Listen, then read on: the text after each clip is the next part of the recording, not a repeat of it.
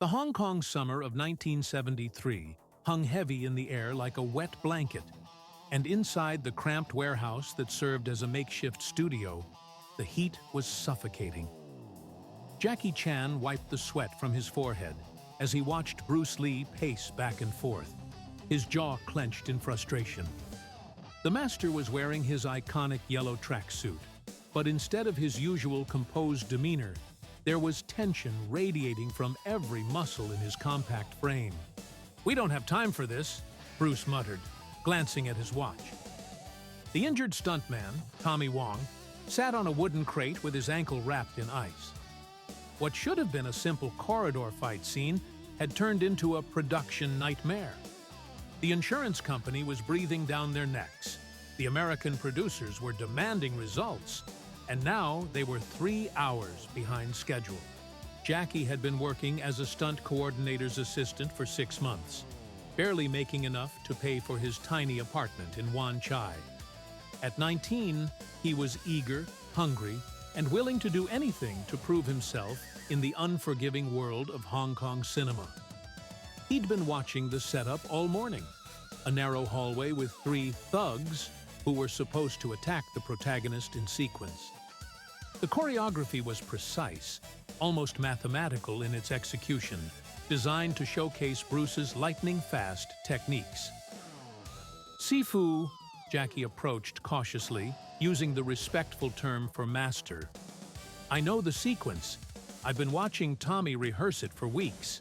Bruce turned, his dark eyes scanning Jackie from head to toe. The kid was lean but muscular, with calloused hands that spoke of years training in the Peking Opera School. But this wasn't about raw talent. This was about precision under pressure, about delivering something that would look effortless on camera while being incredibly complex to execute.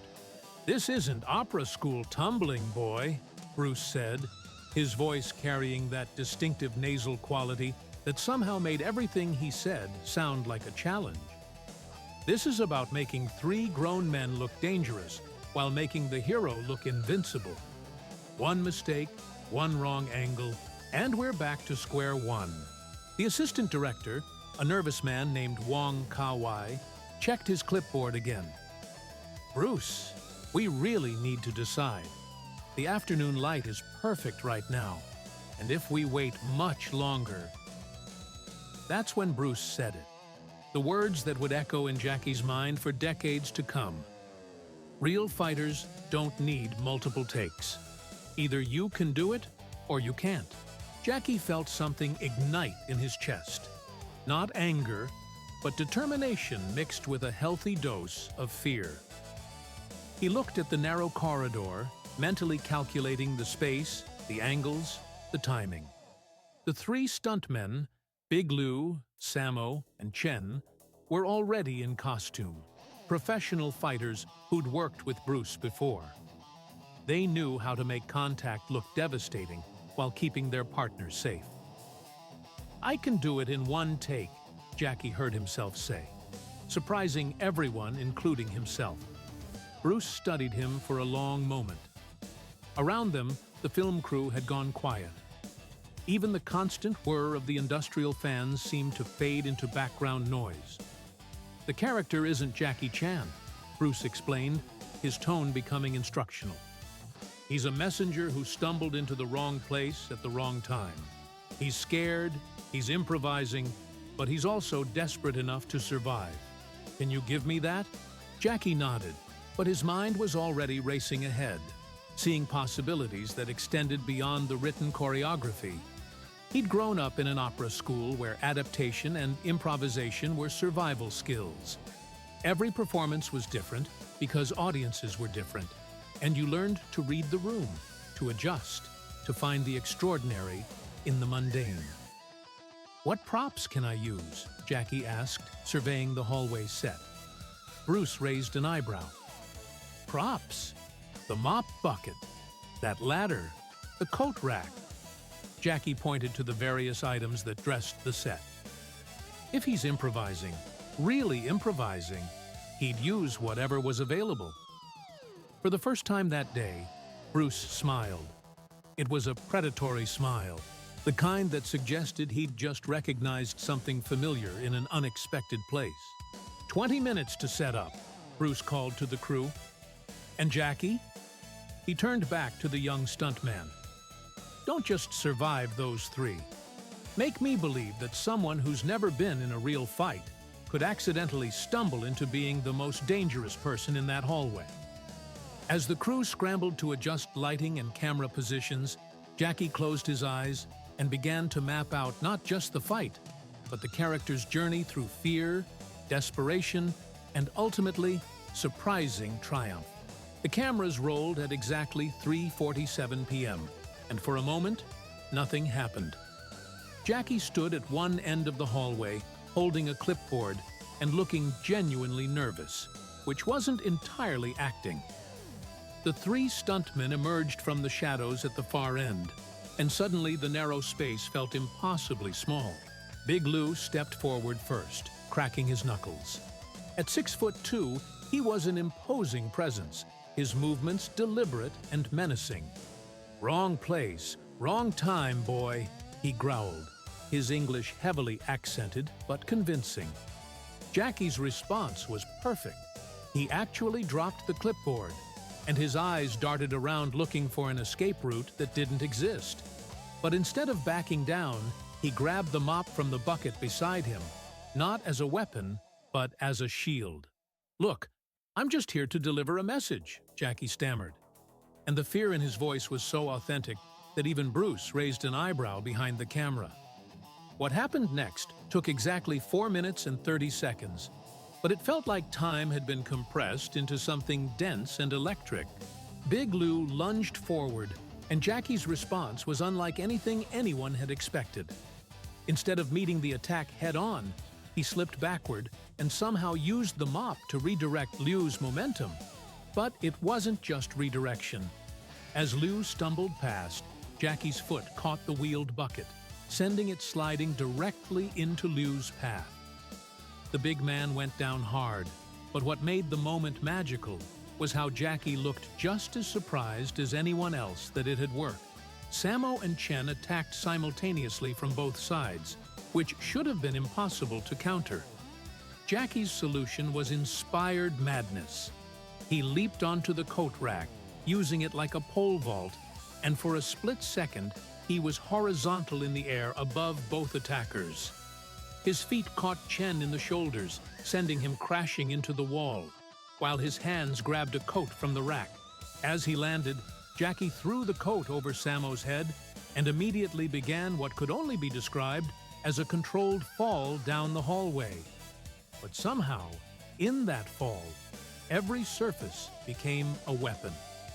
His elbow found Sammo's solar plexus, his knee caught the blinded man's thigh, and as they both went down, Jackie used the wall to redirect their trajectory so that Sammo's head met the floor at exactly the right angle to look devastating while remaining safe. Big Lou had recovered and was charging again, this time with real anger. Jackie rolled away from Sammo and found himself next to the ladder. Normal choreography would have had him grab it as a weapon, but Jackie's instinct was different. He collapsed it partially, created a kind of geometric puzzle, and when Leo reached him, Jackie somehow guided the big man's arms through the rungs while simultaneously using his own momentum to spin the whole assembly. For 15 seconds, Big Lou was trapped in what looked like the world's most effective puzzle box. His arms tangled, his balance completely compromised, while Jackie danced around him with movements that were part martial arts, part slapstick comedy, and part pure physics. The coup de grace came when Chen, recovered but still groggy, made one final desperate lunge. Jackie was in the middle of extracting himself from his own improvised ladder trap when he saw the attack coming. His response was to grab both Liu's belt and the ladder simultaneously, creating a human catapult that launched Big Lou directly into Chen's path. The collision was spectacular, perfectly timed, and completely safe. Jackie had calculated the angles so precisely that both men ended up in a tangled heap that looked devastating but was essentially just an awkward hug. When the dust settled, Jackie stood in the middle of the hallway, breathing hard, still holding one rung of the now completely dismantled ladder. Around him, 3 professional stuntmen lay groaning in what appeared to be total defeat, but their eyes were bright with professional admiration. Bruce called, "Cut," and for a moment, nobody moved. Then, slowly, Big Lou started to laugh. It began as a chuckle, then built into full-blown laughter that was infectious. Sammo joined in, then Chen, and soon the entire crew was applauding. "How did you even think of that ladder thing?" Sammo asked, untangling himself from Chen. Jackie looked down at the deconstructed ladder in his hands, as if seeing it for the first time. Honestly, I have no idea. I just saw the possibility and went with it." Bruce approached, his expression unreadable. He'd directed hundreds of fight scenes, worked with the best martial artists in the world, but what he'd just witnessed was something entirely new. A synthesis of comedy, action, and pure improvisation that shouldn't have worked but was absolutely mesmerizing. "Run it back," Bruce said quietly to the cameraman. "I want to see that again." As the crew reset for the playback, Jackie felt something shift inside him. He'd found something in that hallway, a way of moving and thinking that felt completely natural, but was unlike anything he'd been taught. It was as if all his opera training, his martial arts study, and his natural instinct for comedy had suddenly crystallized into something unique. The projection room was cramped and smoky, filled with the technical crew and a few of the film's producers. Bruce sat in the front row, his arms crossed, watching the footage with the intensity of a scientist examining a new species. Jackie stood nervously by the door, still not quite believing what had just happened. On screen, the fight played out again, and somehow it looked even more impossible in replay. The camera had captured not just the physical comedy of the sequence, but something deeper, a kind of accidental grace that transformed what should have been a standard action scene into something approaching art. "Pause it there," Bruce said, pointing at the moment when Jackie was horizontal above the 2 attackers. "Look at that line, the way his body creates this perfect diagonal. That's not accident, that's instinct." The American producer, a thin man named Davidson, who'd been skeptical of the entire Hong Kong operation, leaned forward. "Can he do it again? Same energy? Same timing?" "That's not the point," Bruce replied, his voice carrying a note of excitement that Jackie had never heard before.